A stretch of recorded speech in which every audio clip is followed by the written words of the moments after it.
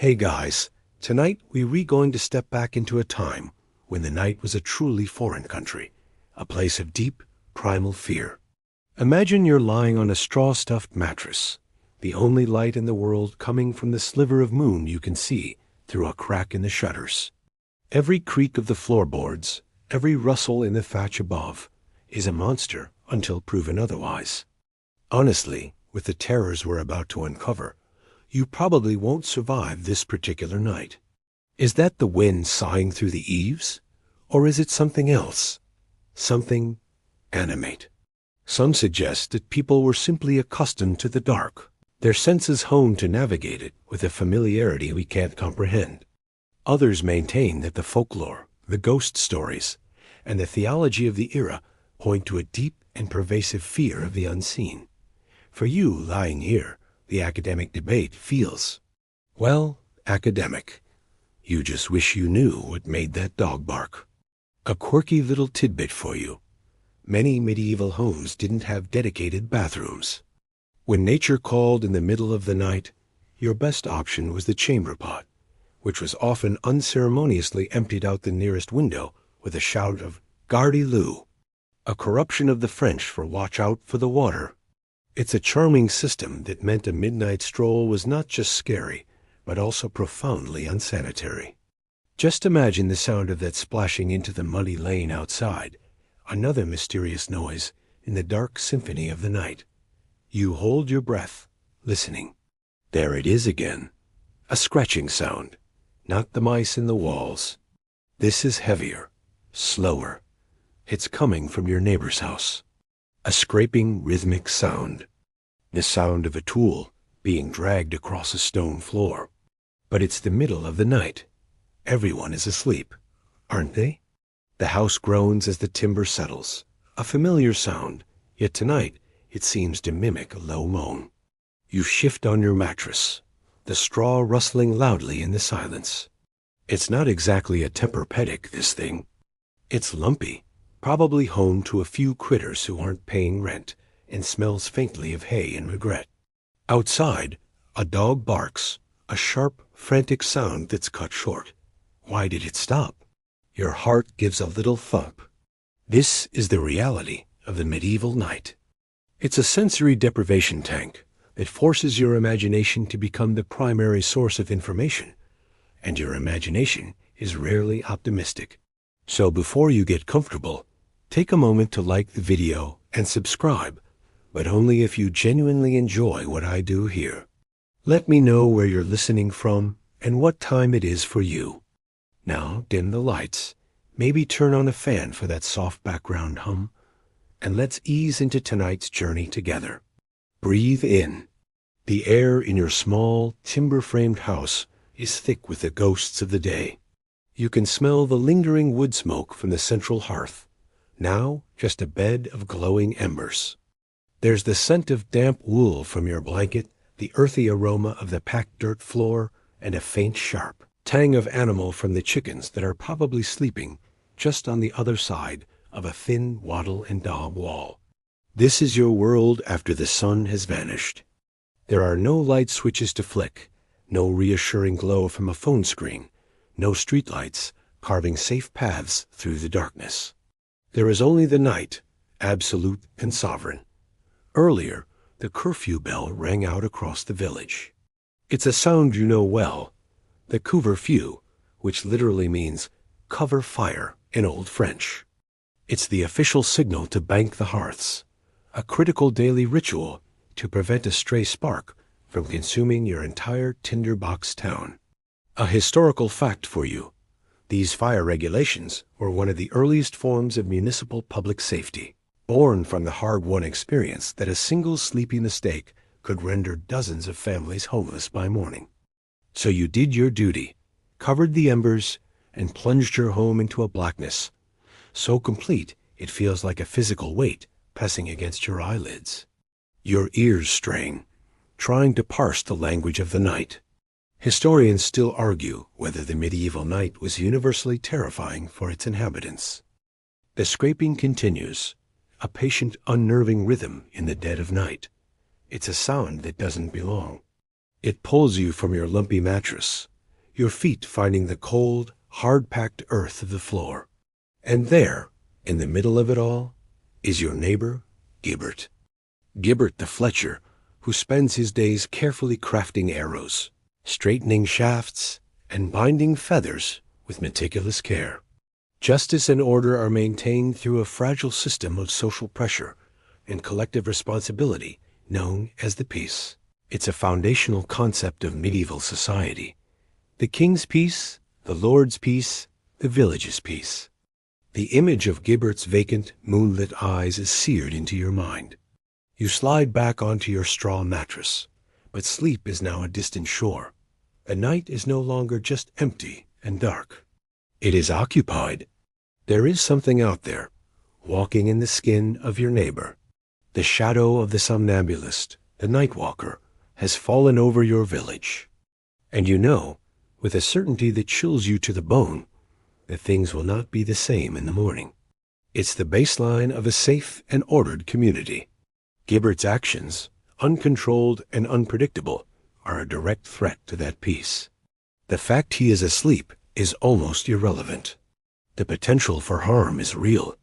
Historians still argue whether accounts of sleepwalking represent a widespread phenomenon, or if they were simply rare, shocking events that were disproportionately recorded because of their bizarre nature.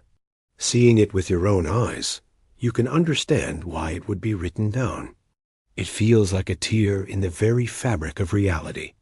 But this is not the Gibbert you know. He's moving with a strange, fluid grace that is entirely unlike his waking self. It's like watching a parody of his daytime work, a meaningless, repetitive task performed for an invisible master. A strange tidbit for you. In some parts of medieval Europe, it was believed that certain tasks performed at night, especially around crossroads or on specific moon phases, were actually rituals to commune with fairies or other spirits. A person seeing Gibbert might not just think him sick. They might suspect him of consorting with the uncanny, of deliberately stepping outside the bounds of God-fearing folk. And that's a dangerous suspicion to have leveled against you. It has a much shorter walk from village eccentric to heretic than you might think. A medieval neighborhood watch wouldn't bring a casserole and offer support. They'd bring torches and a priest. His eyes are open, wide and staring, but they don't seem to see. They're like glass beads, reflecting the moonlight, but taking nothing in. He is holding one of his fletching knives, and he is dragging its tip across the large, flat stone that serves as his doorstep, carving a long, nonsensical line back and forth, the sound that woke you. You move slowly, cautiously, towards the single-shuttered window, your heart thumping a nervous beat against your ribs. Deeply, fundamentally wrong. This isn't just a man who couldn't sleep. This is an automaton, a puppet whose strings are being pulled by an unseen hand.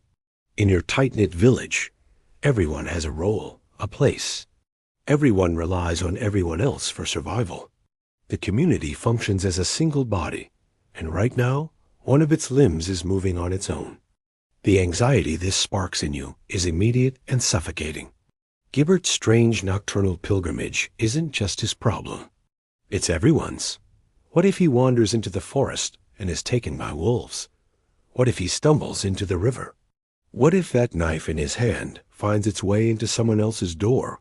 Or worse, your home is so small that the wall you share with your neighbor is barely an arm's length from your bed. Privacy is a concept for nobles in their stone castles, not for you. You find a small crack in the wooden shutter, a knot in the wood that has fallen out, and press your eye to it. The moonlight is surprisingly bright, washing the lane between your houses in a milky, ethereal glow. A chill, entirely unrelated to the night air, spiders its way up your spine. This is wrong. This is a world without a police force to call. You watch, mesmerized and terrified, as he finishes one line and starts another, his movements jerky yet precise. You back away from the window, your brief moment of curiosity curdling into pure fear. The morning sun does little to burn away the chill from the night before. Light streams into your small home, illuminating dust motes dancing in the air. But the image of Gibbert and his knife is a stubborn shadow in your mind. As you step outside into the muddy lane, you realize you weren't the only witness. Father Alcuin listens, his face grim.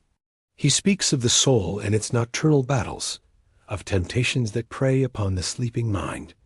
The place itself feels different. The air is quieter, the frantic energy of the village replaced by a profound, ordered calm. He pulls a heavy, leather-bound chronicle from a shelf. A mainstream historical fact for you. These monastic chronicles are one of our primary windows into the medieval period. In a largely illiterate world, monks were the scholars, the historians, and the record-keepers, painstakingly copying texts and noting events from plagues and wars to, apparently, peculiar neighbors. Brother Michael thumbs through the crackling pages and begins to read a story from a century ago. It concerns a novice named Brother Leo. You pass through the gatehouse and into a world of stone cloisters, manicured herb gardens, and the low, resonant sound of chanting coming from the chapel. He would rise from his pallet in the dormitory and move through the monastery as if awake. He wasn't violent. His acts were stranger. To the monks, the answer was clear. As a quirky tidbit, their proposed cure was a practice known as incubation. They had Brother Leo sleep on the floor of the chapel right beside the tomb, containing the relics of Saint Maur himself, believing the Holy Presence would either drive out the affliction or grant him a divine vision revealing its cause. It was the medieval equivalent of a very specialized, very holy sleep study. The monk's story gives Gibbert's condition a new and terrifying weight. This isn't just a man who is unwell. This is a man whose very soul is in peril. He would be found in the chapel, owing not to the main altar, but to a plain pillar. He was discovered in the scriptorium, his hands moving as if writing a manuscript, though there was no quill or vellum before him. The monk saw this not as a simple sickness, but as a spiritual malady. His soul was trying to perform its holy duties, but some inner flaw, a hidden pride, a secret sin was corrupting the act, making it a hollow pantomime. It's here you meet Brother Michael, the armorius, the monk in charge of the library and scriptorium. He's a man whose hands are permanently stained with ink, his eyes accustomed to the dim light of the library. He listens to the story of Gibbert, his expression not of shock, but of weary recognition. He has no cure, but he offers a direction. The Abbey of Saint Maur, a few miles away, is a repository of knowledge. The monks there, they read, they write, they keep records of the ages. For a modest donation to their library, say, a few chickens and a wheel of cheese, they might offer some wisdom. The village is buzzing. News travels fast here, a kind of social osmosis that works quicker than any modern messenger. Old Elspeth saw him from her window. Young Thomas, sneaking back from a late-night rendezvous, nearly stumbled over him. By the time the roosters have finished their morning pronouncements, the entire village knows. Gibbert the Fletcher walks in the night. The fear is palpable, thick as the morning mist rising from the river. It's in the tight, pinched faces of the women at the well, their gossip dropping to urgent whispers. It's in the way the men gather in small, serious clumps, their eyes darting towards Gibbert's closed door. He hasn't emerged yet. What is to be done? The reeve, the village's appointed official, is just a farmer like the rest of you. He has no manual for this. Finally, someone says what many are thinking. This is a matter for the church. This is a matter for Father Alcuin. He might have answers. Or if not, he'll know who does. You follow the small, anxious procession to the stone church, a building that feels ancient and solid compared to your own flimsy wooden homes. And so you find yourself walking toward the abbey, the world of the spirit. He leads you into the scriptorium. The air smells of beeswax, old parchment, and a faint, sweet scent of decay. Leo, the chronicle states, was afflicted by a nocturnal wandering of the spirit. Historians still argue whether these monastic accounts were objective medical observations or theological allegories designed to teach a moral lesson.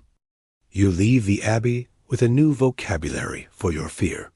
Brother Michael's words echo in your mind: a nocturnal wandering of the spirit, a hidden flaw, an inner corruption. In your world, the line between these things is treacherously thin, often non-existent. The more pragmatic, like the blacksmith, mutter that the man is simply overtired. He stands before his flock and speaks of the devil's many snares. He reminds you that sloth is a deadly sin, and what is sleep but a form of sloth, a time when the vigilant soul lets down its guard?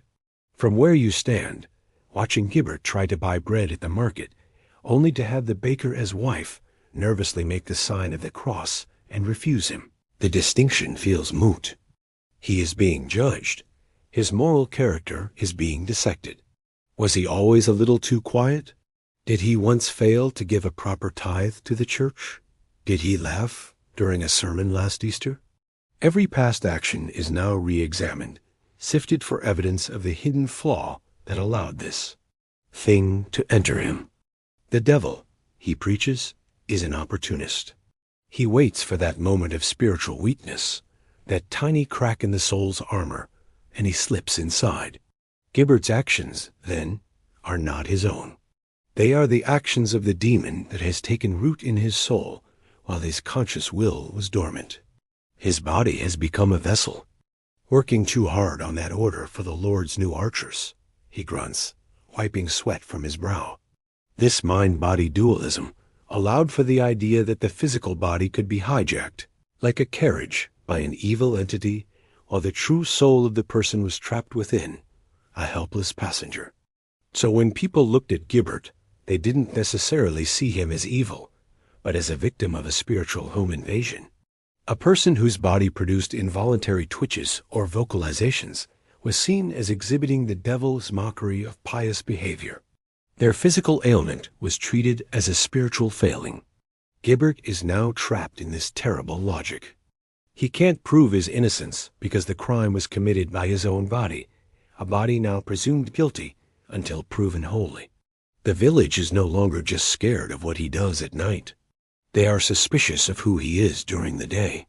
The problem is, it's hard to be sympathetic when the victim is the one holding a knife in the middle of the night. A good clout to the head would keep him in his bed. Others, particularly the older women who are the keepers of village folklore, whisper of other things. They speak of the Nachtmare, the Nightmare, a goblin-like creature that was believed to ride upon the chests of sleepers, causing bad dreams and sometimes forcing them to rise and walk. Remember those tales of incubi and succubi we talked about before? This is their less charming, more goblin-like cousin. The idea is that Gibbert isn't acting alone. He's being ridden, like a horse, by a malevolent entity. A plague isn't just a disease. It is God's wrath upon a sinful people. A child born with a physical deformity isn't just a victim of unfortunate biology. They are marked, a living sign of some transgression, perhaps their parents', perhaps their own, in a past life. Your very body is a moral battlefield, a place where virtue and vice, the divine and the demonic, are in constant conflict. Gibbert's sleeping body, acting without the consent of his conscious mind, becomes a horrifying public spectacle of that battle. These are not the words of a physician. They are the words of a judge. You return to the village to find the atmosphere has curdled further. Gibbert has finally emerged from his house, blinking in the sunlight, looking tired and confused. He claims to remember nothing of the previous night, a statement met with a wall of suspicious silence. How can a man not know what his own body has done? The question hangs over the village like a shroud. Possession or ailment? Sin or sickness? The village splits into factions, but the most powerful voice is that of Father Alcuin, informed by the grim news from the abbey. Here is a mainstream historical fact for you. The concept of the body as separate from the soul was a cornerstone of medieval Christian theology. heavily influenced by Platonic philosophy. Historians still argue whether the average medieval peasant truly believed this complex theology, or if it was a simpler, more primal fear of the abnormal. A quirky, and frankly sad, tidbit is that people with misunderstood neurological conditions, like Tourette's syndrome or certain forms of epilepsy, were often interpreted through this same moral demonic lens. The days turn into a week, and Gibbert's nocturnal wanderings do not cease. One night, he is found trying to climb the wall of the church cemetery. Another, he's discovered sitting in the middle of a field, methodically plucking blades of grass and arranging them in a spiral pattern. The village's fear solidifies into a kind of grim routine. His strange, restless sleep and somber, confused demeanor during the day point to a clear culprit, an excess of black bile. Gibbert must avoid melancholic foods like red meat, cheese, and old wine. This was a go-to treatment for almost any ailment, as it was believed to be the quickest way to remove an excess humor from the body.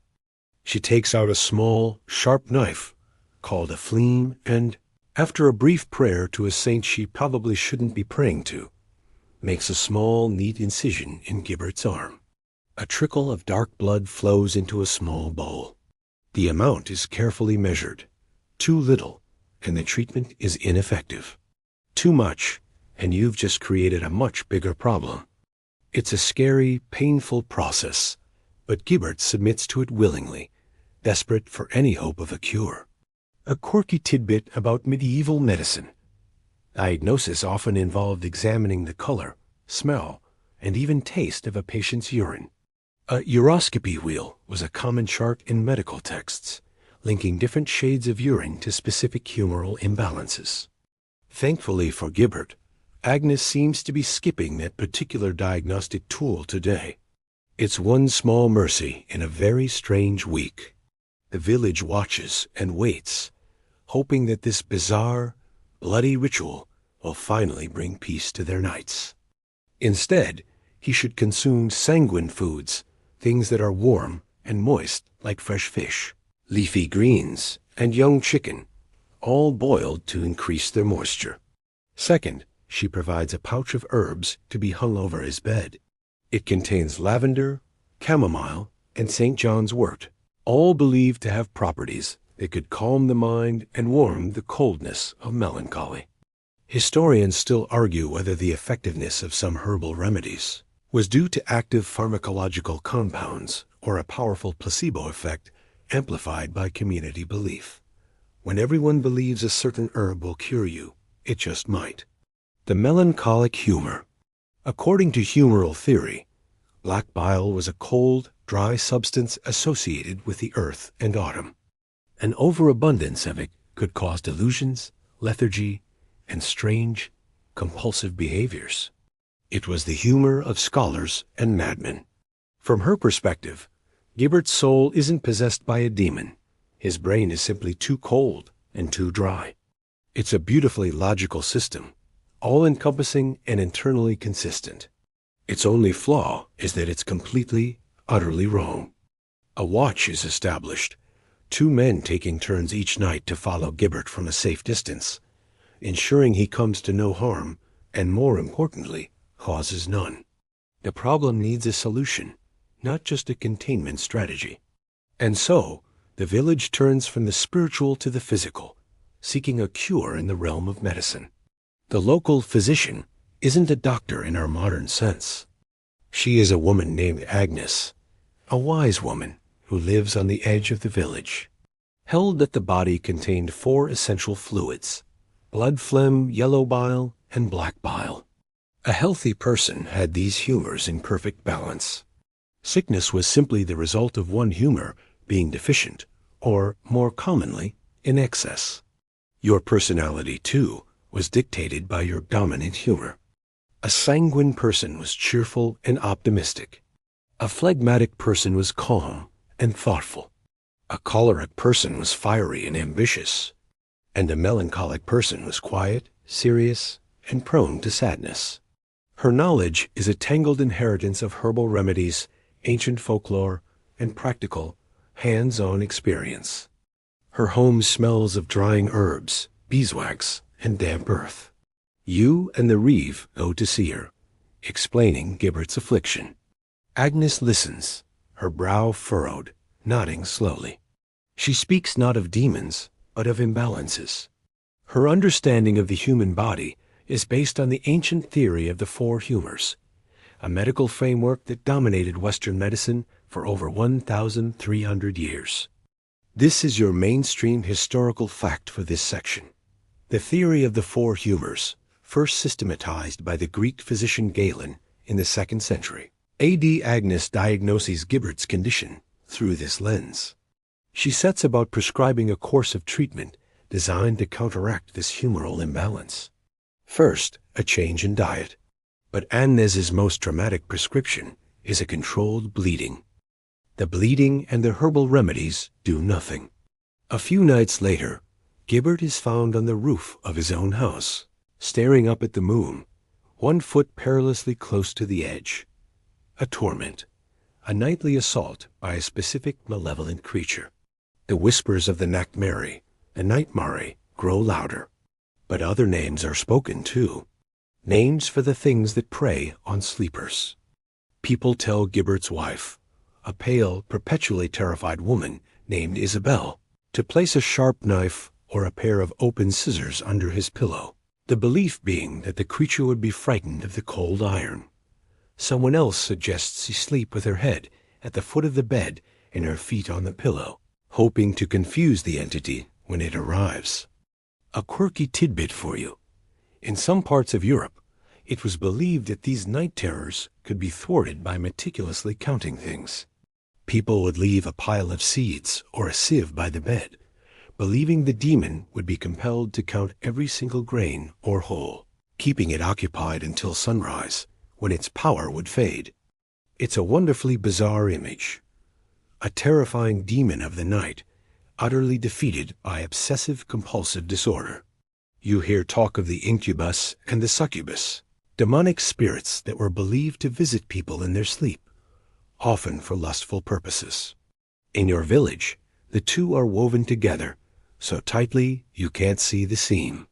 She even acquires a hagstone, a stone with a natural hole through it, and hangs it over the headboard, as it was believed to be a powerful charm against night witches. But Gibbert continues to walk. His actions become more and more detached from his waking life. He is a Fletcher, a man of craft and skill, yet at night he performs these pointless, repetitive, almost ritualistic tasks. Dragging the knife, climbing the roof, arranging the grass. It doesn't feel like an escape from a tormentor. It feels more and more like he is in the grip of something. Something with a purpose. Something that is controlling him with a chilling, intelligent focus. The folk remedies have failed. The medicine has failed. The fear is now so great that it needs a name, a term to encapsulate this specific kind of puppetry. And slowly, a phrase begins to be whispered. A phrase that speaks not of torment or of sickness, but of total, absolute control. The devil's grip. Father Elquin might preach about Lucifer and the fallen angels, while old Elspeth mutters about placing a rowan branch over the door to ward off evil spirits. Both are seen as valid forms of defense against the same essential darkness. A mainstream historical fact. The belief in these specific demons was formally codified in the 15th century text, the Malleus Maleficarum, a notorious guide for witch hunters. It described in lurid detail how these entities could steal a man's seed or torment a woman, sometimes resulting in demonic offspring. The men on watch managed to talk him down, their voices soft and placating, as one might speak to a startled animal. Gibbert, once he is guided back inside and fully awake, is horrified. He has no memory of the climb, only a vague, dream-like sensation of floating. The failure of Agnes's humoral medicine leaves a vacuum, and that vacuum is quickly filled by a darker, more ancient set of beliefs. The talk in the village turns away from black bile and back towards things that slink and crawl in the shadows of the mind. If this isn't a sickness of the body, and it isn't a pure possession of the soul, then perhaps it's something in between. For Gibbert, the fear wasn't sexual assault, but a different kind of violation. The villagers start to speculate that an incubus isn't trying to lie with him, but is instead whispering commands into his ear while he sleeps, forcing his body to obey. Or perhaps a night hag, a terrifying old crone of the spirit world, is sitting on his chest, not just to cause nightmares, but to siphon his life force, and his nocturnal wanderings are a desperate unconscious attempt to escape her. This folkloric explanation is deeply appealing because it externalizes the problem. Gibbert isn't flawed or sinful. He is the victim of a supernatural predator. This shifts the blame, but it also amplifies the terror. A demon inside you is one thing. A creature that can come and go as it pleases, that stalks you from just beyond the veil of sleep, is another entirely. The cures for this kind of folkloric assault are just as strange as the creatures themselves. Historians still argue whether these folkloric beliefs were a separate tradition from church-led demonology, or if they were two sides of the same coin, a blend of pre-Christian pagan beliefs and official church doctrine. Isabel tries everything. She puts a knife under the bed. She scatters a handful of barley on the floor. The phrase, once whispered, takes on a dreadful solidity. It's no longer just a muttered guess between frightened neighbors. Father Alcuin, seeing the failure of both folk magic and humoral medicine, seizes upon it. He gives the villages fear a name, and in doing so, a terrible new power. He calls a special gathering in the church, not for a regular mass, but for a lesson in the enemy's tactics. He stands before you, his face stark in the flickering candlelight, and he defines the terror that has gripped your village. This, he explains, is not a simple haunting. A ghost might rattle chains or moan in the attic annoying, certainly, but ultimately pathetic. It is a lingering echo. This is not a common possession, where a demon screams blasphemies and makes the body contort in a profane circus act. That is a chaotic, prideful display. No, what has befallen Gibbert is far more insidious. It is the Dominatus Diaboli, the devil's grip. The concept, as he lays it out, is one of terrifying precision. It is not a frenzy.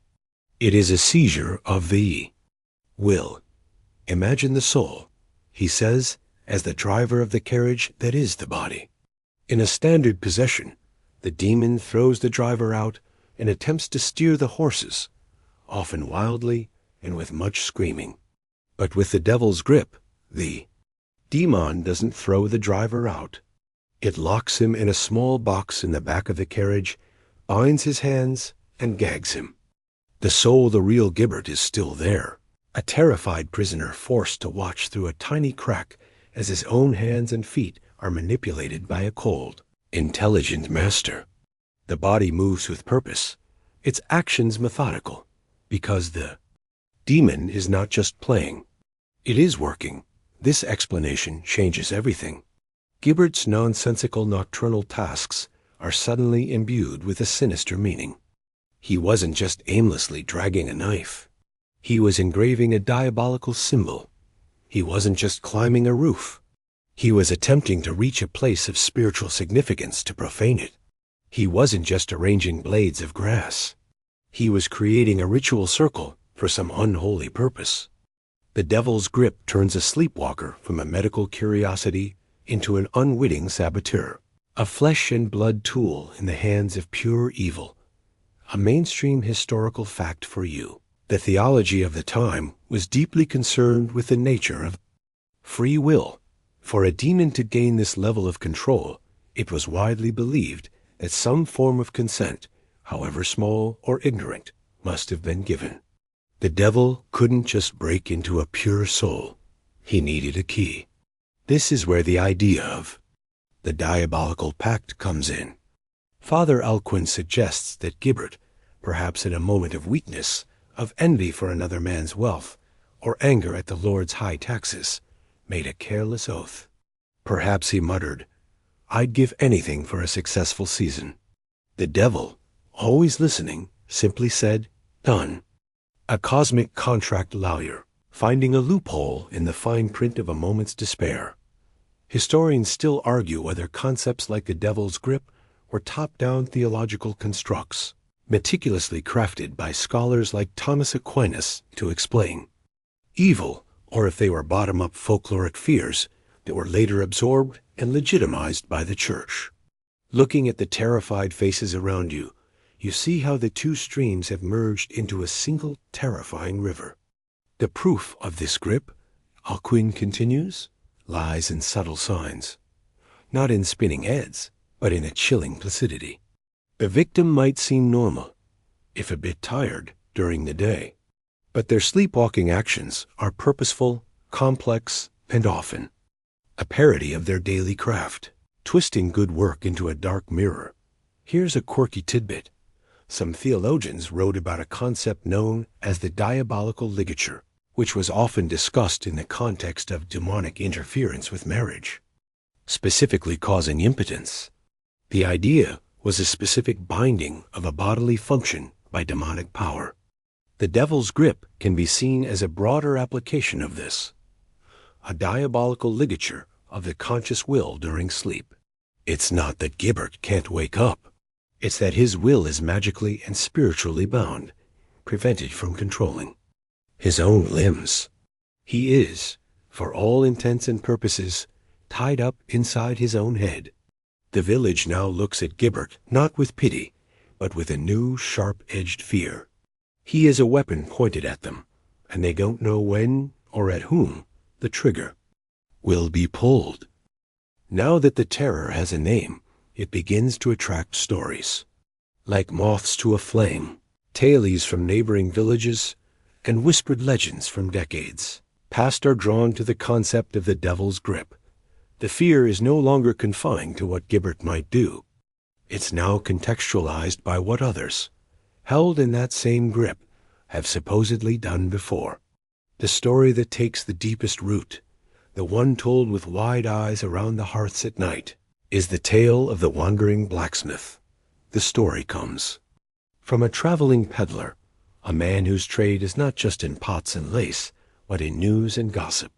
He claims it happened in his own grandmother's time, in a town a few days' ride to the north. There lived a blacksmith named Odo, a man known for his prodigious strength and his short temper. He was a master of his craft, his hammer blows ringing with a power and precision that other smiths envied. But one summer, Odo began to walk in his sleep. At first, it was simple. He would be found in his smithy, standing before the cold forge, his arms moving as if stoking a fire that wasn't there. His family would lead him back to bed, rattled but not yet terrified. But then the behavior escalated. One night, his wife awoke to the rhythmic, deafening clang of a hammer on an anvil. She ran to the forge to find Odo, his eyes wide and vacant, working a piece of red-hot iron. A fire roared in the forge, impossibly hot, as if it had been burning for hours. He was not just pantomiming his work. He was actually forging something. The chilling part of the peddler's story is the detail. Odo, in his sleepwalking state, was said to move with a supernatural efficiency. He wasted no motion. His hammer blows were harder, faster, and more precise than even his best waking work. He was forging a long, cruel-looking blade, unlike any sword or tool he had ever made before. It was twisted, barbed, and seemed to drink the very light from the forge. His family, terrified to intervene while he was surrounded by heat and swinging a heavy hammer, could only watch from the shadows. He worked through the night, a silent, tireless machine of flesh and bone. When the sun rose, he stopped abruptly, dropped the hammer, and staggered back to his house, collapsing into bed as if he hadn't slept in a week. When he awoke later, he remembered nothing but a profound, bone-deep exhaustion. The blade was there, though, a cold, wicked piece of iron on the anvil, a testament to his nocturnal labor. This tale spreads through your village like a contagion. It gives a terrifying potential purpose to Gibbert's actions. What is he trying to make with his Fletcher's knife? What is he trying to accomplish by climbing the cemetery wall? A mainstream historical fact is that craft guilds in the Middle Ages were incredibly important, not just for trade, but for social identity. A man was his craft. A blacksmith, a Fletcher, a weaver. These weren't just jobs. They were callings, integral to one's place in the community and in the eyes of God. The story of Odo demonstrates the ultimate diabolical parody, using a man's God-given talent, his very identity, to create an instrument of evil. It's a violation of the most sacred kind. The peddler's tale gets darker. The sleep forging continued for a week. Every night, Odo would rise and work on the blade or on other, equally sinister-looking implements, strangely shaped tongs, chains with cruel-looking hooks. The town priest declared it a clear case of the devil's grip. Odo's soul, he preached, was being forced to labor in Satan's own workshop. He was an unwilling artisan for the armies of hell. Historians still argue whether such stories are embellished accounts of actual events.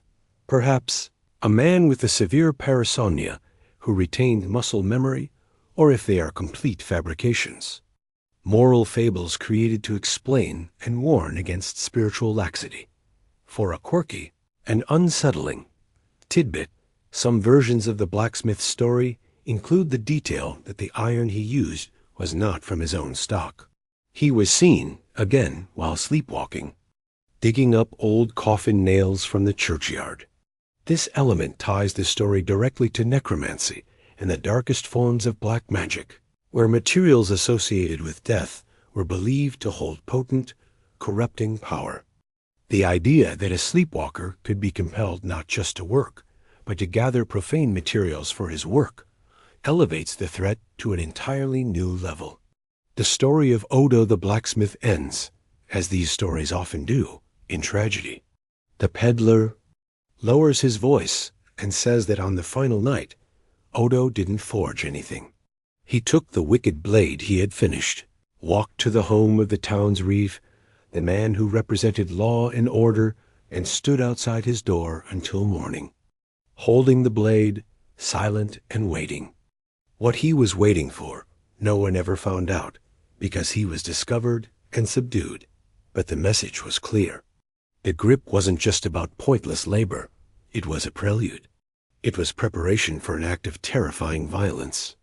Every eye in your village now turns to Gibbert, wondering what blade he is sharpening in his sleep. The story of Odo the blacksmith has poisoned the well. Gibbert is no longer just a sick neighbor or a spiritual victim. He is a potential monster in the making. The fear in the village has become more specific, more directed. To understand this fear, you have to understand the logic that supports it. You need to look past the terror and see the theological framework that makes the devil's grip not just possible, but logical within the medieval worldview. Father Alcuin, in his sermons, provides this chilling education. He explains precisely how a demon can puppeteer a human body. He begins with the soul. The soul, he teaches, is the essence of a person created by God. It possesses reason, will, and memory.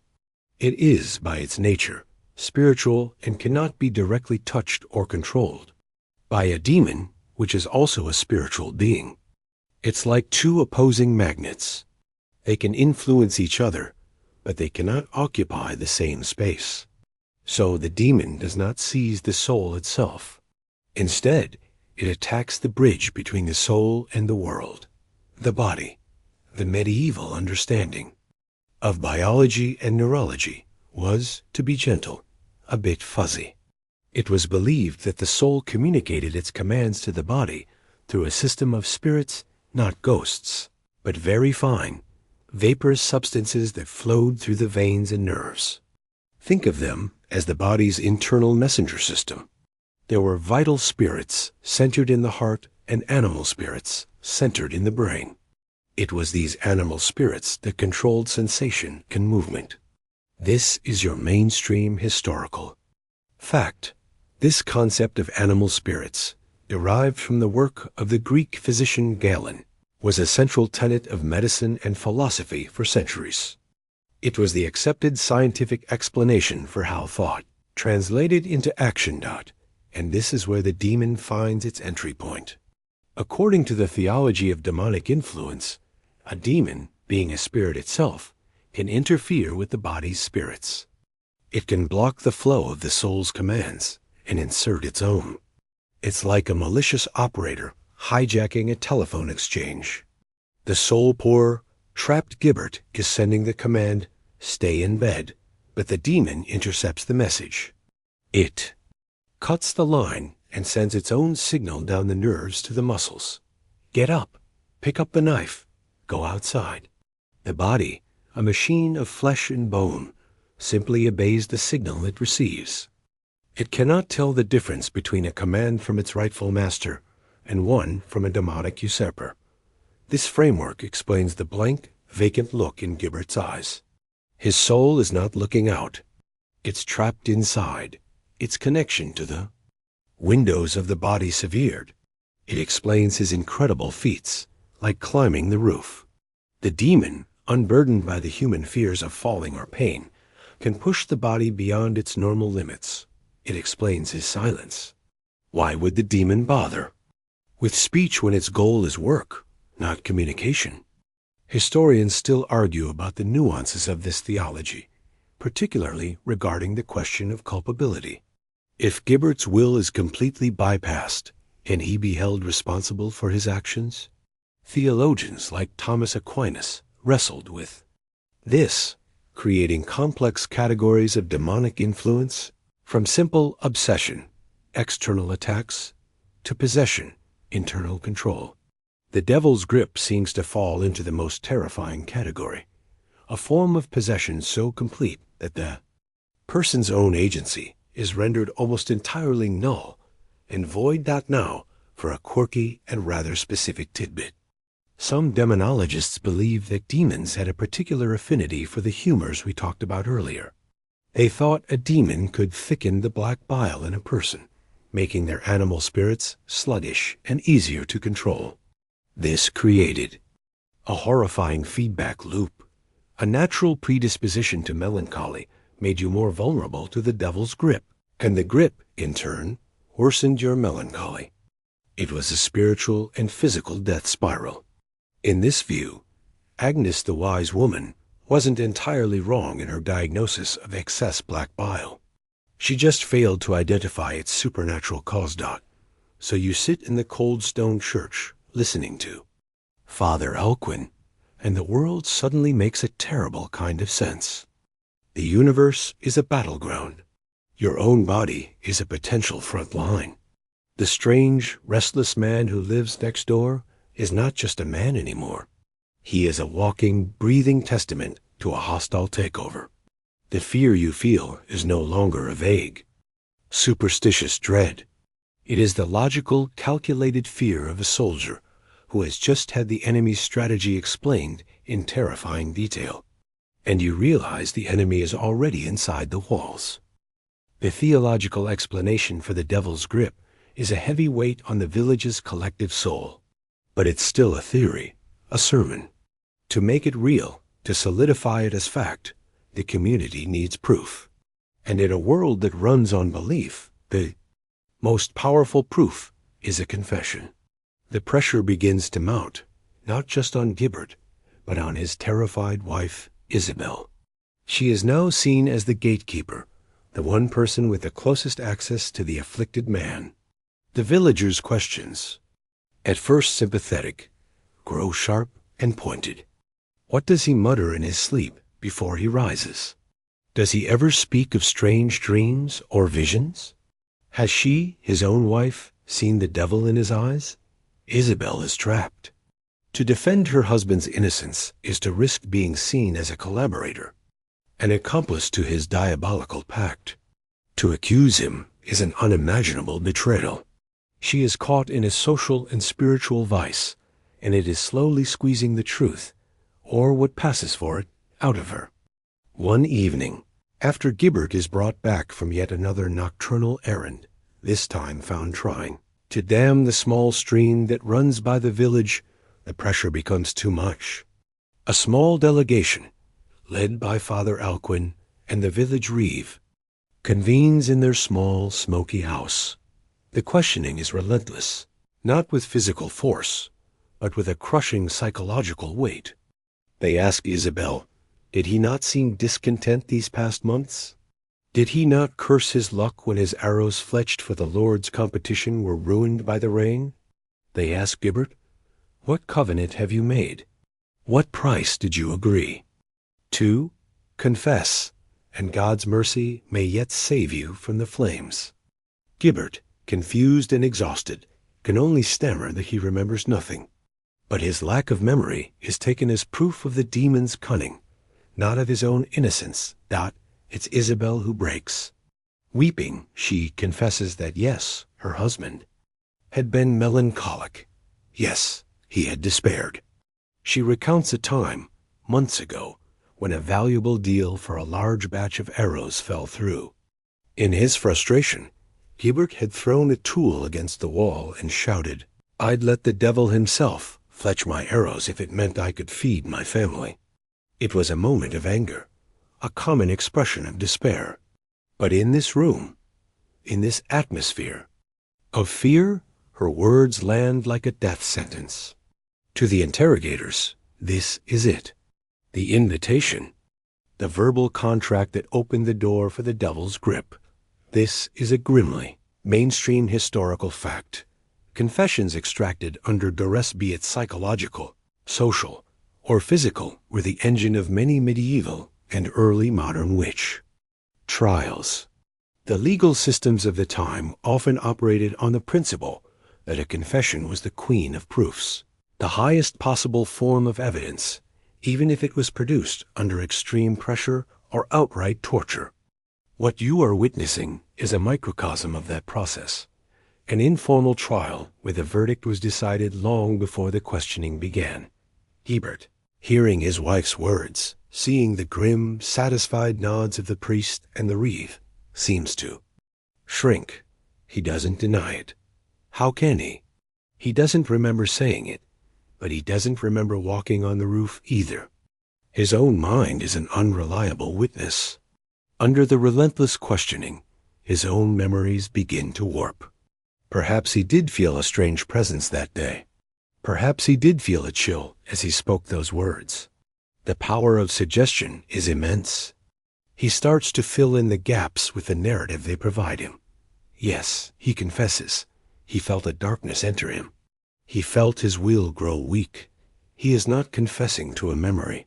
He is confessing to a story that has been written for him. Historians still argue about the psychology of these coerced confessions. Were people simply saying what their accusers wanted to hear to end the ordeal? Or did some of them, in the face of overwhelming community conviction, actually come to believe in their own guilt? It's a haunting question with no single answer. A quirky and deeply disturbing tidbit is the concept of the devil's mark, a spot on the body, often an unusual mole or scar, that was believed to be insensitive to pain. Witch-finders would use a special pin to prick the accused's body, and if they found a spot where the person didn't flinch, it was taken as irrefutable proof of a pact with the devil. It was a perfect, self-fulfilling test, as a determined accuser could always claim to have found such a spot. In this case, Gibbert's confession becomes his mark. It is the invisible brand that confirms his status as a vessel for the demonic. The diagnosis is now complete. The narrative is sealed. The only thing left is to decide on the treatment. The confession, coerced and heartbreaking as it was, changes the objective. The goal is no longer to understand or to cure a sickness. It is to wage war. The enemy has been identified, has even admitted its presence through the mouth of its victim. The village must now fight back with the only weapon powerful enough to confront such a foe, the rituals of the church. The decision is made. Father Alcuin will perform an exorcism. This is not a decision taken lightly. An exorcism is a direct confrontation with a demonic entity, a dangerous and spiritually draining battle. Father Alcuin is just a village priest, not a seasoned, bishop-appointed exorcist. But the fear is too great, the perceived danger too immediate, to wait for the slow wheels of the church hierarchy to turn. He spends a day in prayer and fasting, preparing himself for the ordeal. The village holds its breath. The stage is set for a terrifying piece of religious theater. They bring Gibbert to the church. He is not dragged. He walks, numb and compliant, his face a mask of resignation. He seems to understand his role in the drama that is about to unfold. They take him not to the main nave, where the congregation gathers for Mass, but to a smaller, colder side chapel. The air is thick with the scent of old stone and incense. The only light comes from a few blessed candles, their flames dancing nervously in the draughts. Father Alcuin arrives, dressed in his purple stole, the color of penitence. He is not alone. He is assisted by two of the sturdest men from the village, including the blacksmith, whose skepticism has been hammered into fearful belief by the unfolding events. Their job is not to comfort, but to control. If the demon manifests physically, they are there to restrain Gibbert, to protect the priest in the holy space. The ritual begins. Father Alcuin makes the sign of the cross over Gibbert and begins to recite the litanies, his voice echoing in the small chapel. He sprinkles holy water, the touch of which is supposed to be like acid to the demon. Exi ergo immun spiritus. He commands, "Go out, therefore, unclean spirit." He holds a crucifix before Gibbert's face, a direct challenge to the entity residing within him. A mainstream historical fact for you: the official rite of exorcism, the ritual Romanum, was not formally standardized until 1614, but the basic structure and prayers were in use for centuries before that. The rite is a combination of prayers, blessings, commands in the name of God, and the use of sacramental objects like holy water, crucifixes, and relics. It is a legalistic proceeding as much as a spiritual one, where the priest acts as God's lawyer, asserting divine jurisdiction over the possessed body. At first, Gibbert remains passive, his eyes downcast. But as the priest's prayers intensify, a change occurs. He begins to tremble. A low moan escapes his lips. Is this the demon reacting to the holy words? Or is it the terrified man, overwhelmed by the psychological intensity of the ritual, finally breaking? To everyone in the room, the answer is obvious. The demon is stirring. Gibbert, or the thing inside him, begins to speak. The voice that comes out is a low, guttural growl, a shocking sound from the throat of the quiet Fletcher. It mocks the priest, spits blasphemies, and reveals secret knowledge, the hidden sins of others in the village, a detail that sends a fresh wave of terror through the onlookers. This secret knowledge is a classic trope of possession accounts. Historians still argue whether this was a genuine paranormal phenomenon, the result of the afflicted person cleverly picking up on village gossip, or the priest himself feeding them lines in a state of high religious fervor. A quirky and rather dramatic tidbit from historical exorcism accounts is the idea of the demon's departure. It was often believed that the demon, when finally cast out, had to exit the body through a specific path and would sometimes take a physical token with it. This could be a vomit of nails or pins, likely a result of trickery or swallowing objects. Beforehand, or more subtly, a sudden, foul odor that would fill the room at the moment of liberation. The struggle in the chapel rages for what feels like hours.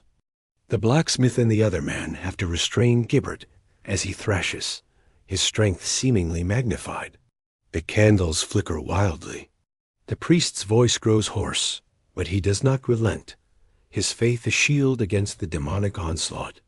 He invokes the names of saints, of archangels, and finally, the name of Christ himself. At the climax of the ritual, He places his hands on Gibbert's head and, in a final booming command, orders the demon to depart and never return. Gibbert lets out a terrible, piercing shriek and then collapses, limp and unconscious, into the arms of the men holding him. The chapel falls into a profound silence, broken only by the priest's ragged breathing. The battle, it seems, is over. The exorcism leaves the village in a state of stunned, hopeful silence. Gibbert is carried back to his home and laid upon his bed, where he sleeps for a day and a night, a deep, motionless sleep utterly unlike the restless state that preceded it. The community watches and waits, praying that the demon, so dramatically cast out, will not return. But even as they hope for the best, they prepare for the worst. The exorcism was the ultimate spiritual weapon, but what if it wasn't enough? What if the devil's grip, once established, required more than just holy words to break it? The village turns to a wider arsenal of treatments, a desperate grab bag of the sacred and the brutally pragmatic. The first line of defense is prayer. The entire village is mobilized into a spiritual militia.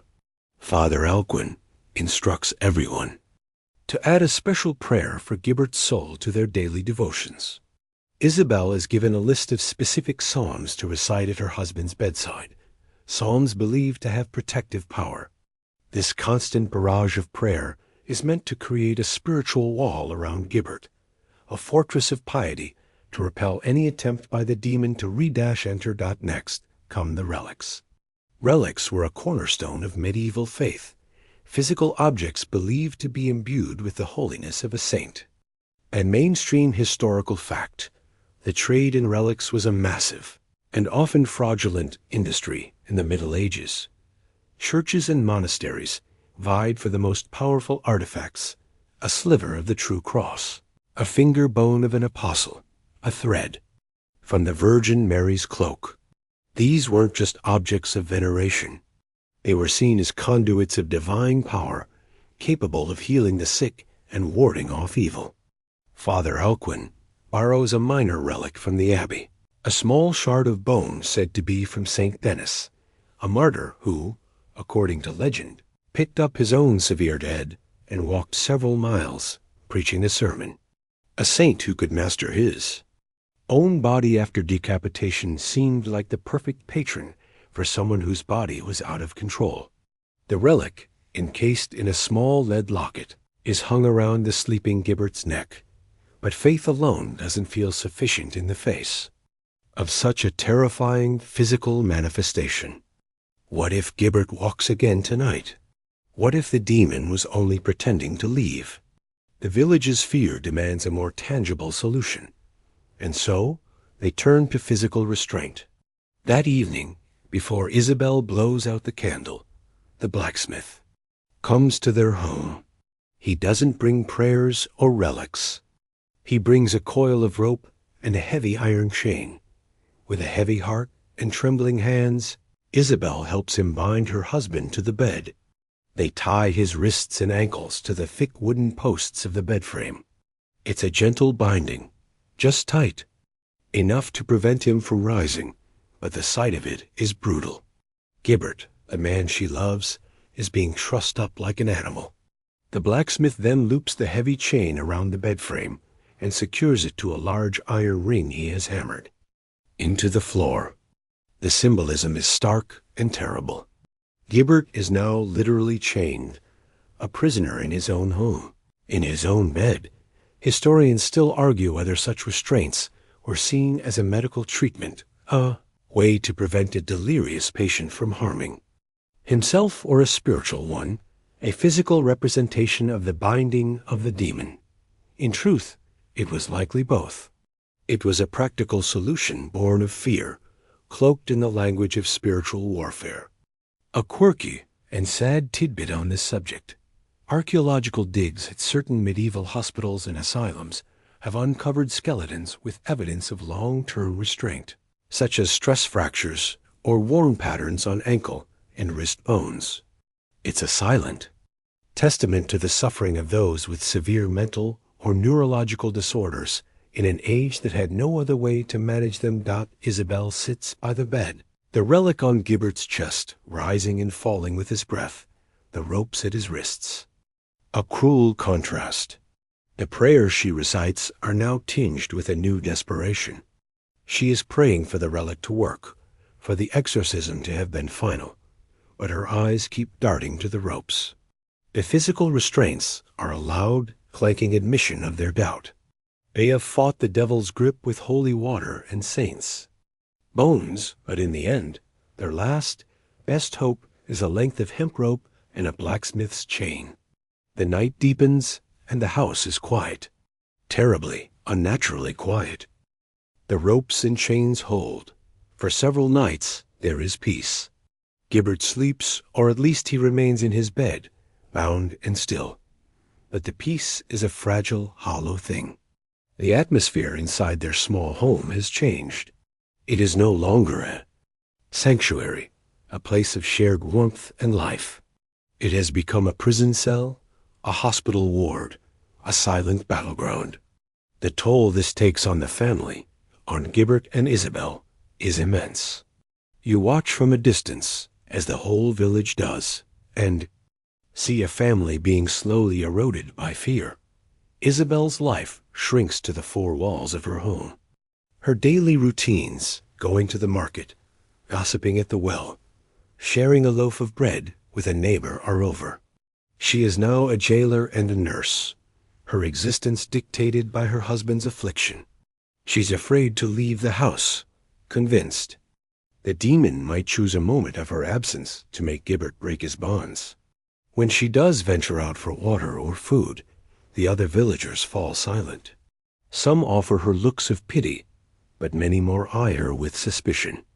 She is tainted by association, the wife of the possessed. Is she weak? Is she complicit? The isolation is as cruel as any chain. Every evening she performs the ritual of restraint.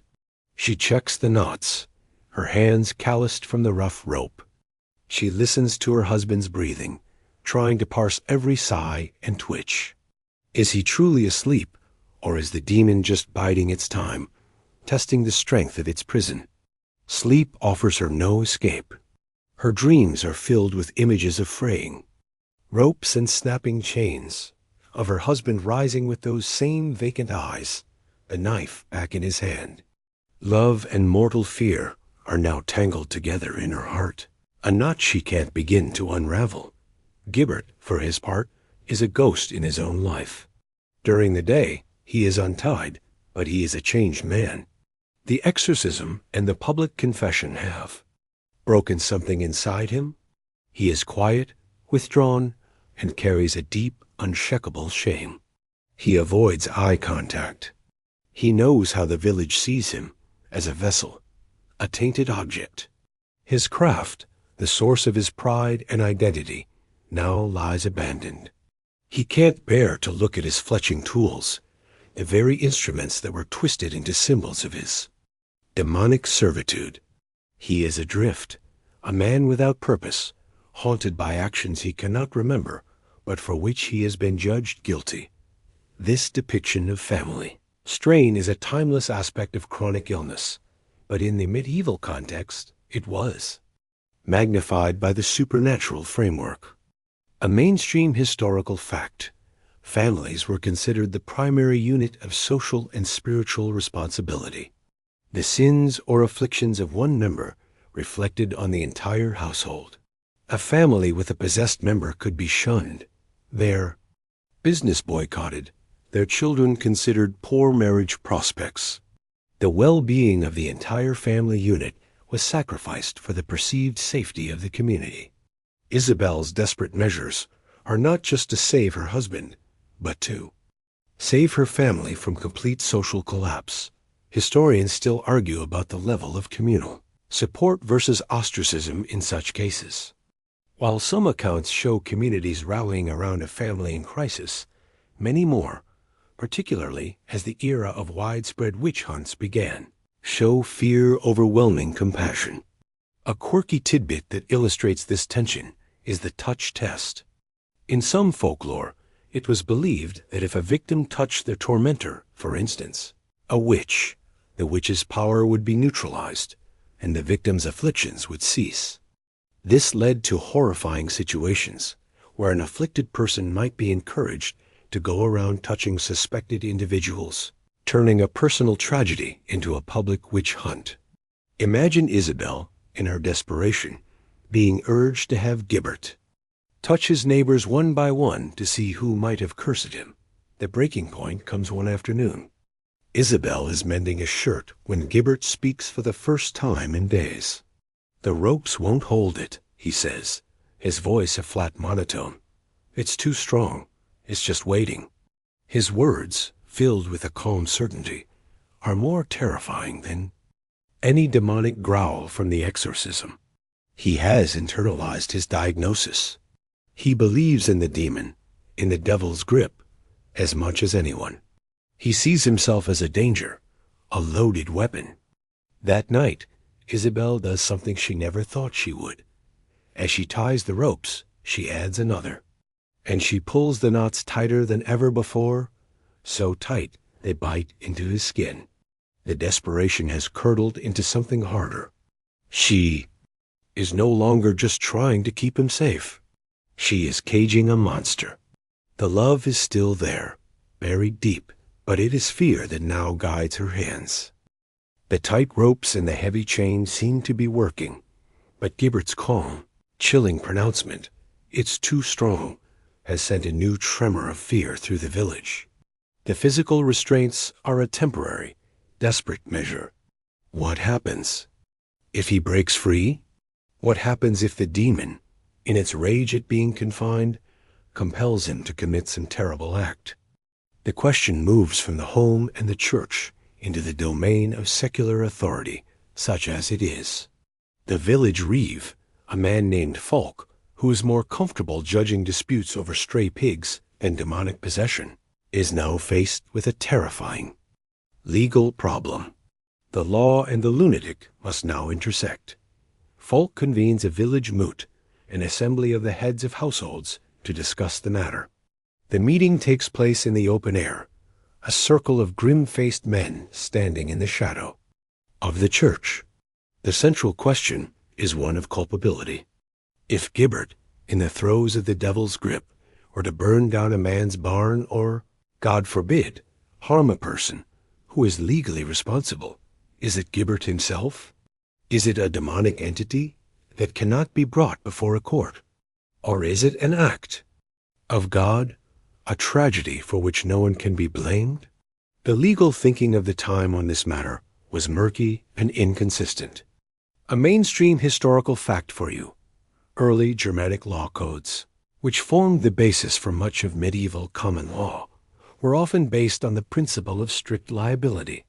If your ox gored a man, you were responsible for the damages, regardless of your intent. The harm itself was the key element, not the state of mind of the perpetrator. Applied to Gibbert, this line of thinking is terrifying. If his body, his property, causes harm, he is liable, regardless of whether his mind was in control. He could be fined, his property seized, or even executed for a crime he didn't consciously commit. But a newer, competing legal tradition, influenced by Roman law and the teachings of the Church, was beginning to take hold. This tradition placed more emphasis on mens rea, the guilty mind. It argued that for a crime to have truly occurred, there must be sinful intent. Father Alcuin, present at the moot, argues passionately for this view. Gibbert, he insists, lacks the will to sin in his sleepwalking state. His soul is a prisoner. Therefore, he cannot be held legally culpable for the actions of the demon that controls his body. This creates a horrifying paradox. He is theologically guilty of allowing the demon entry, but legally innocent of the crimes it commits using his body. The blacksmith, ever the pragmatist, scoffs at this. Innocent or not, he growls, a man is still dead if Gibbert puts a knife in him. What good does it do the widow to know the killer's soul was a prisoner? This is the heart of the dilemma. The community's need for safety and justice clashes with the complex theological and legal definitions of agency. Historians still argue how these cases were typically handled. Legal records are sparse and often ambiguous. It seems that in many instances, the community opted for a solution that bypassed the formal legal question altogether: containment. If a person was deemed dangerous due to lunacy, a catch-all term for any severe mental disturbance, the community had the right to confine them indefinitely to prevent them from causing harm. This wasn't necessarily seen as a punishment, but as a tragic necessity, a way of protecting both the person and the public. The calls for Gibbert to be sent away, to be locked up in a cell at the Abbey, or even in a purpose-built cage, grow louder.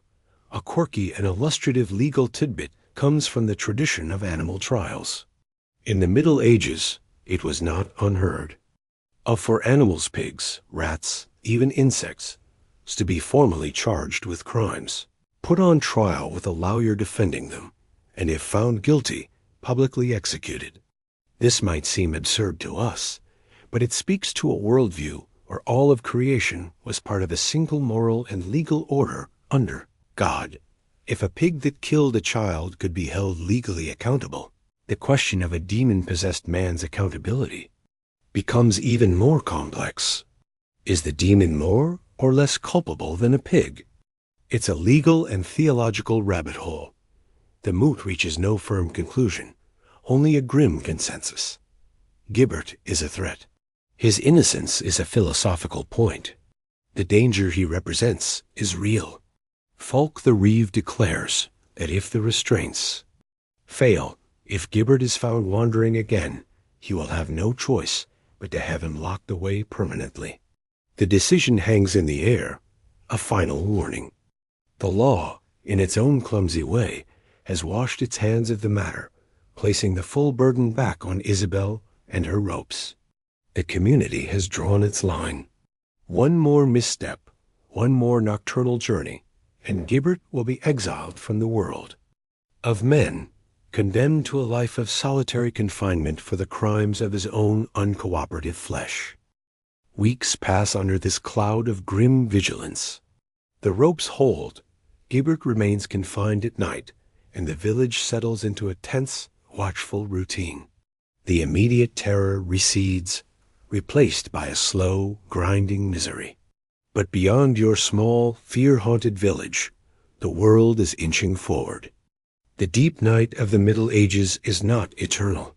On the horizon, a faint light is beginning to dawn. It is the dim, flickering candle of the Enlightenment, an era still centuries away from its full brilliance, but its earliest rays are starting to penetrate the darkness of superstition. That the change comes not in the form of a dramatic event, but as a slow trickle of new ideas, carried by traveling scholars, university students, and a growing number of printed books. In the great universities of Padua, Bologna, and Paris, thinkers are beginning to look at the world in a new way. They are rediscovering the works of classical philosophers and scientists, not just through the lens of church doctrine, but on their own terms. They are beginning to champion observation, reason, and empirical evidence over blind faith and inherited tradition. One such idea begins to challenge the very foundation of the devil's grip. It's a renewed interest in the brain as a physical organ. While the concept of the animal spirits we discussed earlier is still dominant, some physicians and natural philosophers start to wonder if the brain itself, as a piece of flesh and blood, could be subject to diseases that affect thought and behavior. Perhaps lunacy isn't always a spiritual affliction, but a physical one, a disease of the mind, not the soul. A key figure in this shift, though he lived a bit before the full flowering of the Enlightenment, was the Swiss physician and alchemist Paracelsus. A mainstream historical fact, Paracelsus, in the early 16th century, was a revolutionary figure who rejected the unquestioning adherence to ancient authorities like Galen.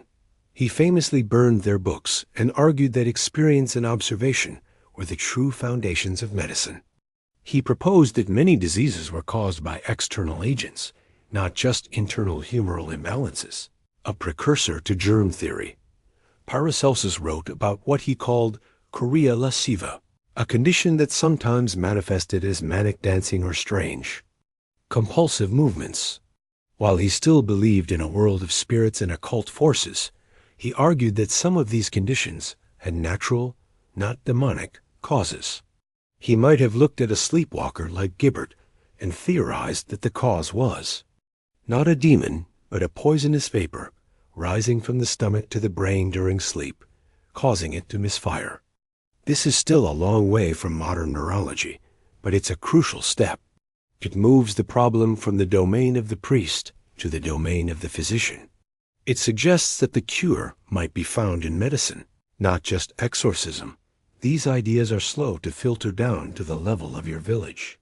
Father Alcuin would likely condemn them as heresy, a dangerous attempt to explain away God's mysteries and the devil's works with arrogant human reason. But the seeds are planted. A quirky tidbit from this transitional period is the work of Robert Burton, whose massive 1621 book, The Anatomy of Melancholy, is a fascinating blend of the old and new. Burton exhaustively details the pains of depression, melancholy, attributing it to everything from demonic influence and divine punishment to diet, heredity, and lack of exercise. He discusses sleepwalking and nightmares, and while he acknowledges the possibility of demonic torment, he also spends a great deal of time on purely physiological causes. The book is a perfect snapshot of a mind caught between two worlds, acknowledging the devil while also suggesting that a good walk and a better diet might be the best exorcists. Historians still argue about the pace and reach of the scientific revolution. Was it a rapid, transformative event led by a few great minds, or a slow, uneven process that took centuries to change the worldview of the average person? For someone like Gibbert, the new ideas come too late. His fate was sealed by the old beliefs. But for his great-grandchildren, the world might be different. A future sleepwalker might be seen not as possessed, but as ill. They might be treated not with chains and exorcisms, but with tinctures and prescribed regimens. The dim candle of this new thinking offers no immediate hope for your village, but it represents a profound shift in the human story. It's the beginning of a long, arduous journey to reclaim the night from the monsters of superstition, to map the dark continents of the human mind with the tools of science rather than the maps of theology. The chains on Gibbert's bed are still real, but somewhere, far away, a man is forging a key. Let's step away from Gibbert's dark, shuttered room for a moment and travel forward in time. We'll leapfrog over the centuries, past the Enlightenment, through the Industrial Revolution, and into the bright, sterile light of a modern sleep. Laboratory. The world has changed utterly. The night is no longer a sovereign entity. It's been tamed by electricity. The mysteries of the body are no longer explained by humors and demons, but by biology, chemistry, and physics. And the man sleeping in this clean, quiet room, with electrodes pasted to his scalp and chest, is the direct descendant of Gibbert. He, too, walks in his sleep. But his condition is not called the devil's grip. It has a new name. Parasomnia. Parasomnia is the modern medical term for a whole category of disruptive sleep-related disorders. It's an umbrella that covers everything from sleep-talking and night terrors to, most relevantly, somnambulism sleepwalking. A mainstream historical fact. The key to understanding these disorders came with the discovery of the different stages of sleep, particularly the distinction between REM, rapid eye movement sleep, where most vivid dreaming occurs, and NREM, non-rapid eye movement, deep sleep. Scientists have discovered that most complex sleepwalking episodes, like Gibbert's, don't happen during dreams, as is commonly believed. They occur during what's called NREM Stage 3, or slow-wave sleep. This is the deepest, most restorative phase of sleep. The discovery was revolutionary. It showed that it's possible for one part of the brain to be sound asleep while another part, the motor cortex that controls movement, is awake. The sleepwalker is in a strange, hybrid state of consciousness, asleep and awake at the same time. This single piece of knowledge reframes Gibbert's entire story. The devil's grip, that terrifying concept of a demonic entity hijacking the body, can now be understood as a profound neurological misfire. The part of his brain responsible for his conscious will, his personality, his self, the prefrontal cortex, was completely offline, deep in slow-wave sleep. Meanwhile, the part of his brain that controls basic and complex motor functions was roused into action. He could walk, climb, and handle objects with a degree of competence because those actions are stored in a more primitive part of the brain.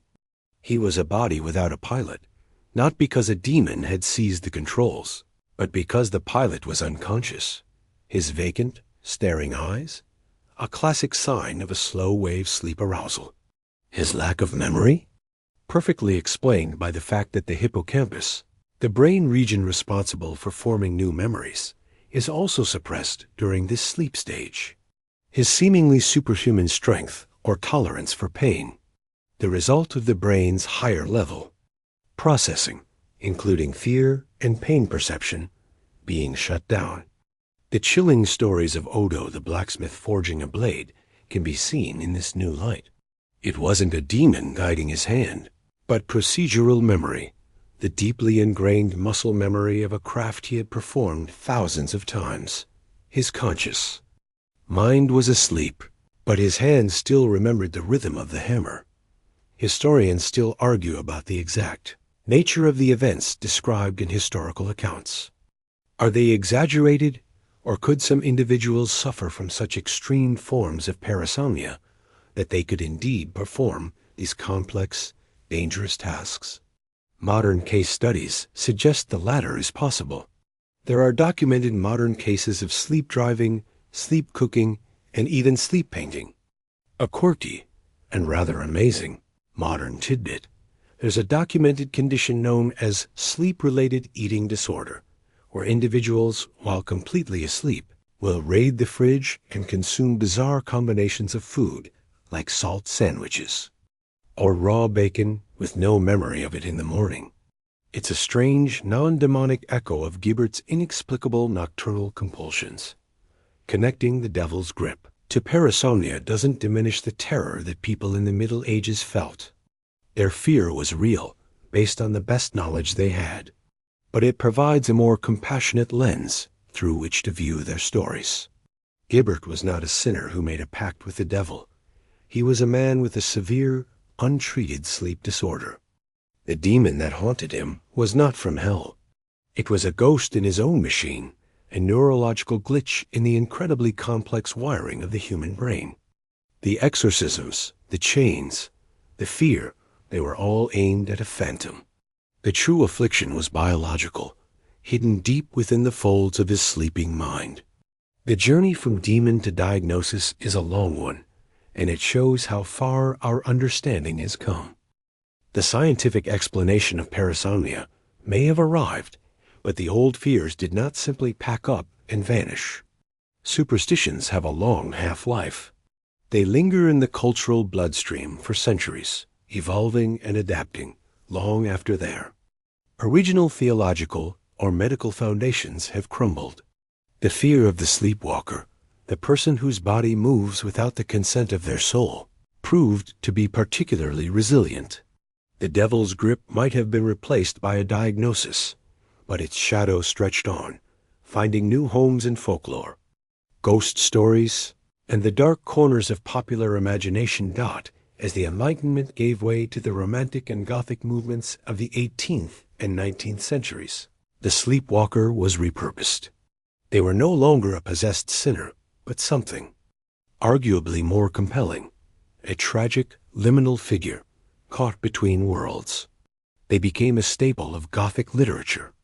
Think of Cesare, the spectral somnambulist in the classic silent film the cabinet of Dr. Caligari, who commits murders under the hypnotic control of his sinister master. He is a direct descendant of Gibbert and Odo the blacksmith, his will hijacked. Not by a demon, but by a mad scientist, a modern secular devil. The core concept of the body as a puppet for a malevolent will remain intact. This trope echoed through countless ghost stories and local legends. In rural communities, long after, the fear of demonic possession had faded among the educated classes. Stories of nightwalkers persisted. But now they were often reinterpreted as ghosts. The sleepwalker seen wandering through a graveyard wasn't Gibbert under the devil's grip. It was the restless spirit of a dead person who had temporarily inhabited a living body to complete some unfinished business. Or perhaps it was a fetch or wraith, a spectral double of a living person whose appearance foretold their imminent death. A mainstream historical fact, the doppelganger motif, the idea of a ghostly twin, is a powerful and widespread folkloric concept found in many cultures. The sight of a sleepwalker, looking like a familiar person, yet behaving strangely and not responding, would have fit perfectly into this uncanny narrative. The fear also survived in the form of old wives' tales and folk wisdom about the dangers of waking a sleepwalker. You've probably heard it yourself. Never wake a sleepwalker. You might give them a heart attack. While there's no medical evidence that waking a somnambulist is inherently dangerous in that way, the belief stems from the old fear. In the medieval context, waking the person was thought to be perilous because you might startle the demon, causing it to harm the person's body in its rage. Or you might shock the person's soul so badly upon its return to a body in a strange place that it could cause madness or death. The modern advice to gently guide a sleepwalker back to bed is a compassionate and practical solution. But the lingering taboo against waking them is a direct echo of that ancient, supernatural dread. Historians still argue about how these folkloric beliefs influenced early medical thinking. Did doctors dismiss them entirely, or did the pervasive cultural fear of the sleepwalker subtly shape their approach to patients, perhaps leading them to be more cautious or to see the condition as more dangerous than it was? A quirky tidbit on this survival of fear is found in the architecture of the 19th century. Some Victorian houses were built with elaborate locks on the inside of bedroom doors or special gates at the tops of staircases. While often for child safety, these features were also marketed to families with a known somnambulist, playing on the Gothic fears of a loved one wandering to their doom off a balcony or down a steep flight of stairs. The chains of Gibbert's era were gone, replaced by brass locks and safety gates, a more civilized but equally fearful form of restraint. The image of the sleepwalker, with their open but unseeing eyes, moving with a strange purpose, became a powerful symbol for the uncanny, the idea that the familiar can suddenly become terrifyingly strange. It taps into a deep, primal anxiety that the people we know and trust can, without warning, become unknowable strangers, that the mind is a fragile thing, and that beneath the surface of consciousness, older, stranger forces are at work. Science of parasomnia can explain the mechanism, but it can't entirely erase the chill that comes from seeing a human body moving without a human mind seemingly at the helm. The devil's grip was a name for that chill, and though the name has changed, the feeling it described still haunts our stories and our nights. That lingering chill, the ghost of the devil's grip that haunted folklore and Gothic novels, eventually began to recede in the face of sustained, organized scientific inquiry. The 20th century, for all its own terrors, witnessed a fundamental shift in how we view the strange territories of the mind. The journey from fear to compassion, from exorcism to therapy, was long and arduous, but it represents one of the great unsung victories of modern medicine. We learned to stop fighting the monster and start treating the patient. Imagine Gibbert's case today. The village wouldn't summon the priest. They would urge Isabel to make an appointment with a doctor. The reeve wouldn't convene a moot to debate his legal culpability. A social worker might be called to assess the family's needs. The first step would not be an interrogation about his sins, but a conversation about his life. Is he under unusual stress? Has his sleep schedule been disrupted? Is he taking any new medications? These simple, humane questions replace the terrifying search for a diabolical pact. The goal is not to find blame, but to find a cause. Instead of being chained to his bed, Gibbert would be referred to a sleep clinic. There, he would undergo a polysomnogram. He'd sleep in a comfortable room, not a cold chapel, with sensors monitoring his brain waves, eye movements, muscle activity, and heart rate. The data from that one night would reveal more about his condition than centuries of theological speculation ever could. The doctors would see the telltale signature of an NREM parasomnia, the neurological glitch that sends his body walking while his mind is asleep. They would see a medical condition, not a moral failing. The treatment would be one of compassion and management. Perhaps they would identify a trigger. It turns out the stress of that failed business deal for his arrows was the cause, not because it was a sin, but because stress is a known trigger for parasomnias. The prescription would be for stress reduction, techniques for better sleep hygiene, a regular bedtime, a dark, quiet room. No more sleeping next to a coop of chickens, that's for sure. In severe cases, he might be prescribed medication, a low dose of a benzodiazepine or an antidepressant to help suppress the deep sleep arousals. The chains would be replaced by a simple pill.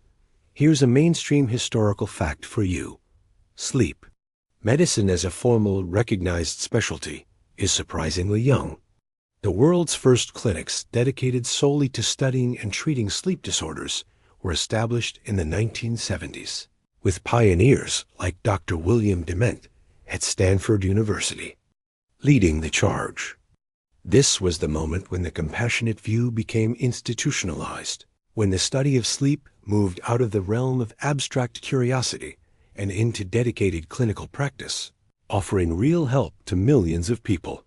Even with all our science, some modern treatments can sound almost as peculiar as the old folk remedies. A quirky tidbit is a technique used for children who suffer from night terrors or sleepwalking, called scheduled awakening. If a child regularly has an episode at, say, 11:30 p.m., the parents are instructed to gently wake the child up at 11:15 p.m., just enough to disrupt their sleep cycle, and then let them fall back asleep. This simple act can often preempt and prevent the parasomnia event from occurring. It's a wonderfully pragmatic solution, a kind of benevolent neurological ambush that feels like a world away from laying a scythe under the bed to ward off a night hag. Of course, the shift is not complete. Historians and sociologists of medicine still debate how much the social stigma of neurological and mental health conditions has truly disappeared. While we may have the science, old prejudices die hard. People with sleep disorders can still face disbelief, ridicule, or accusations of faking it. The fear of the unknown hasn't been vanquished, merely beaten back. It's a reminder that a compassionate view requires not just scientific knowledge, but a conscious, ongoing cultural choice to choose empathy over suspicion. We have come a long way from the terrified village huddling around Gibbert, but the journey to full understanding and acceptance is not over. And so, the story should end there, shouldn't it? A neat and tidy victory of science over superstition, of compassion over fear. We've traced the long, dark arc from the devil's grip to a polysomnogram, from chains to a mild sedative. We have our explanations. We have our treatments. Gibbert is no longer a monster. He is a patient. The case, as they say, is closed, but the human brain is rarely neat and tidy. It's a 3-pound universe of staggering complexity, and it still keeps a few secrets tucked away in its darkest, most silent corners. The enduring mystery of sleepwalking is that every now and then a case emerges from the margins that is so bizarre, so complex, that it rattles our modern certainties and whispers a faint, chilling echo of the medieval terror. These are not the cases of someone raiding the fridge or bumping into a wall. These are the extreme outliers, the one-in-a-million events that challenge our understanding of consciousness itself. Imagine a man in a modern suburban home.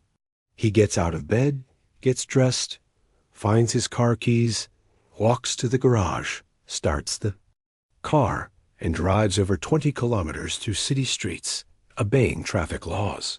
He then breaks into the home of a family member and commits a violent act. He gets back in his car, drives to a police station, and confesses, all the while appearing dazed and confused. His defense? He was asleep the entire time. Suddenly, the story of Oda the blacksmith, with his supernatural efficiency at the forge, doesn't sound quite so much like a fable. The idea of a body performing a series of complex, goal-oriented tasks without a conscious driver is not just a medieval superstition. It's a terrifying modern legal and neurological dilemma. These cases bring us to a grim legal crossroads, a direct descendant of the village moot that debated Gibbert's fate.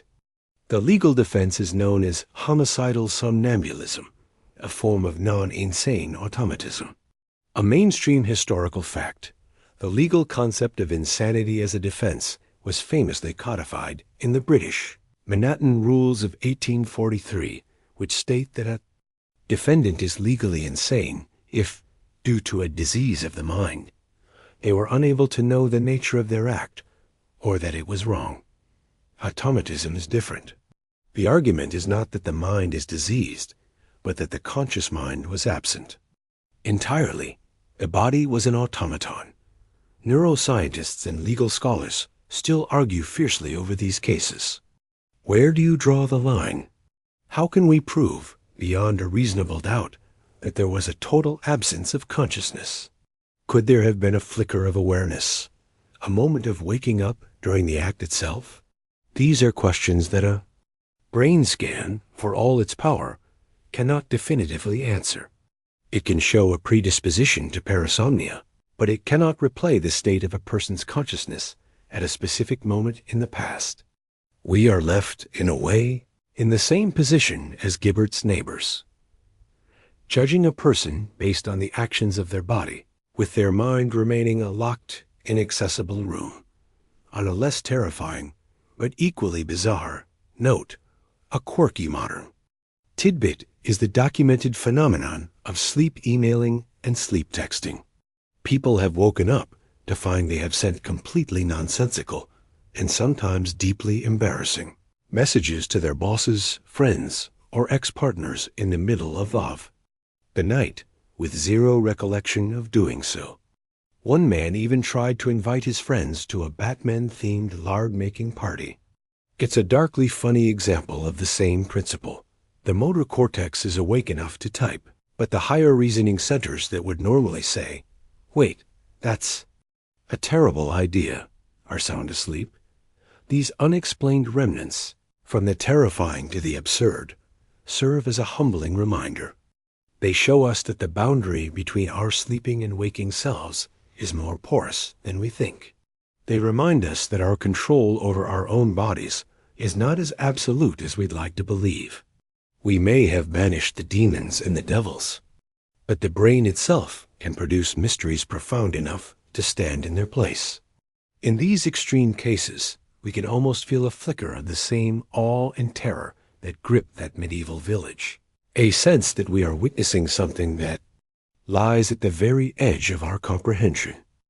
We leave the modern world, with its baffling mysteries of sleep texting and its cold legal dilemmas, and return one last time to that small timber-framed house. We return to Gibbert.